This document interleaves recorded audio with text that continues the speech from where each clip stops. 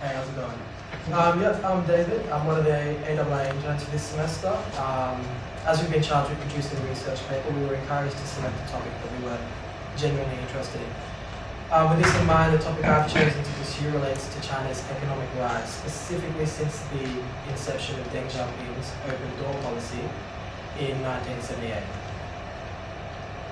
I intend to focus on and evaluate the most prominent issues that have arisen as a direct result of China's recent economic paradigm shift.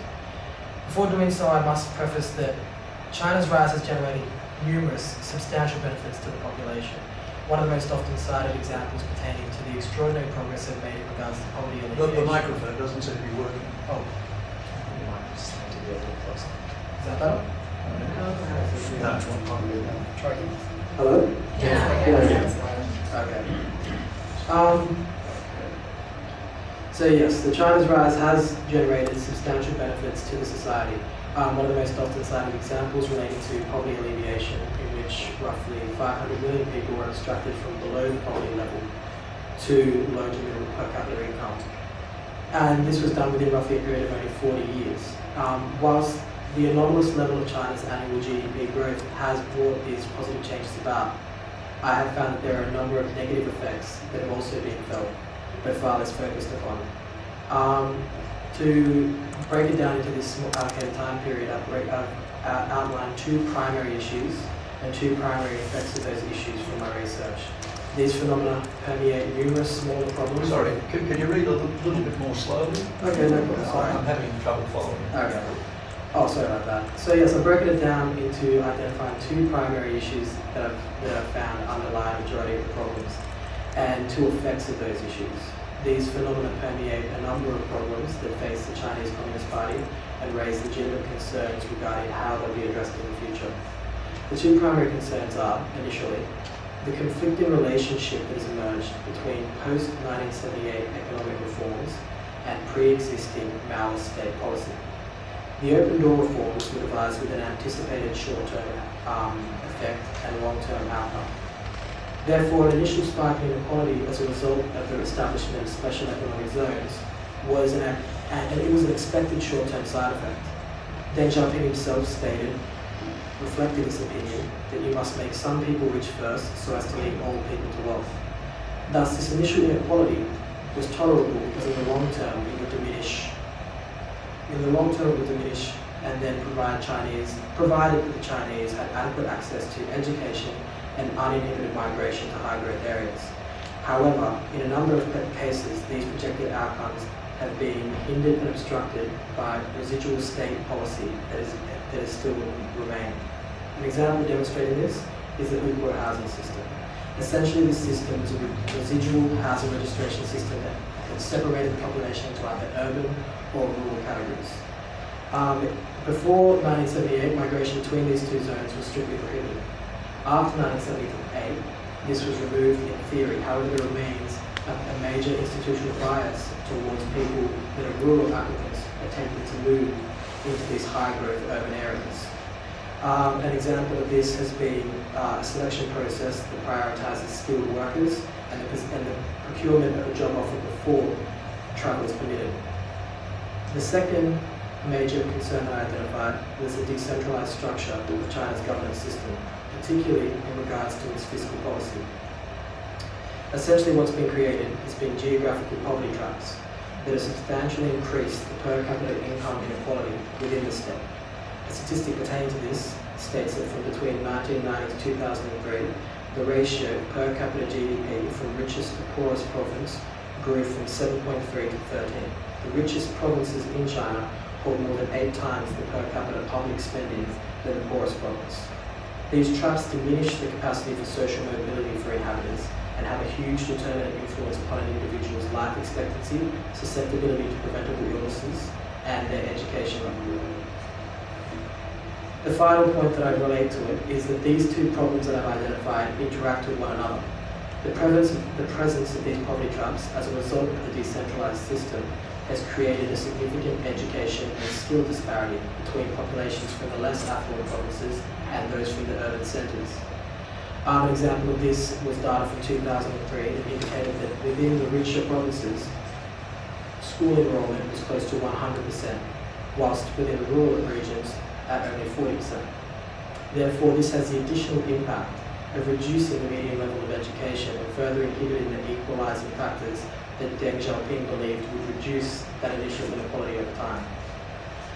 The two primary effects of these highlighted concerns I found were, one, a clear and rapid increase in per capita income equality within the Chinese populace, directly as a result of Deng Xiaoping's 1978 open door policy, and an increasing prevalence of population groups that have become more and more economically marginalized from the wealth that China's rise has generated.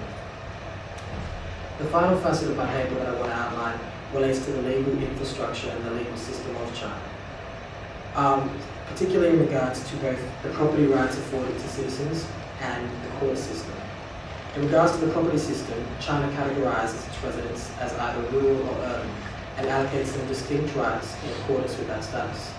Urban residents possess the typical rights of a property owner. They're able to buy, sell, use their property as an asset, and use it as collateral. However, rural residents don't have this same luxury. Technically, they do not own their houses. They're provided what is termed long-term tenure over it.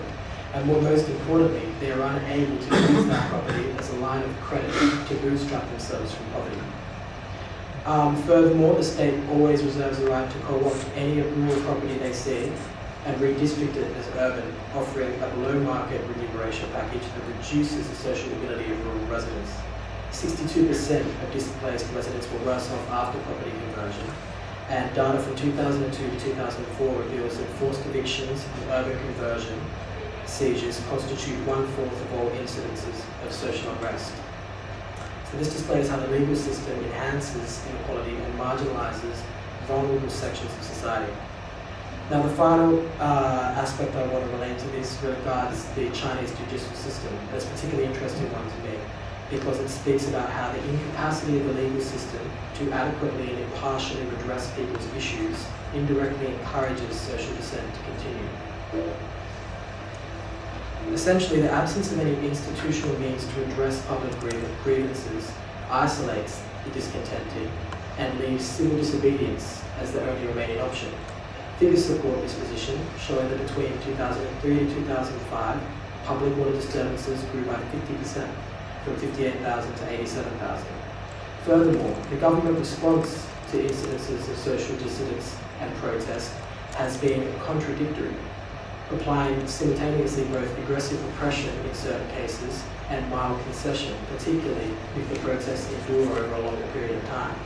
Thus, there's been a realization that persistent acts of protest constitute the most likely means of receiving any kind of concession regarding social grievances, and reinforces the efficacy of public dissent and questions the government's capacity to address the public's needs.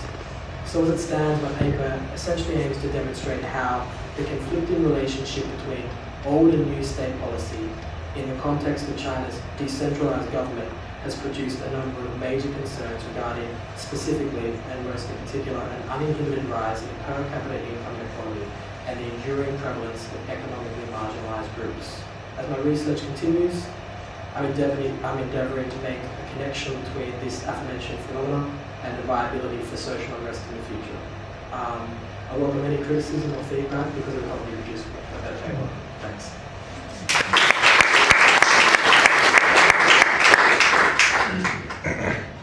We've got about a minute until I invite the next intern along. So, is there anyone from the audience have a question for David? Jocelyn. Thank you, Dave. I understand that the Australian government is about to phase out our aid program for China on the grounds that China is now affluent enough to be able to fix their own poverty and other social issues. Do you think this is a right decision, based on what you've said, you highlighted about social and economic inequality? Yeah, that's an interesting issue. I think, at least to me, it relates to what the definition of humanitarian and human rights is. For example, in China, there can be applied a more utilitarian method in the sense that while some people will invariably suffer, as Deng Xiaoping stated, with some people becoming rich before others, over time, those people will be later brought into the fold.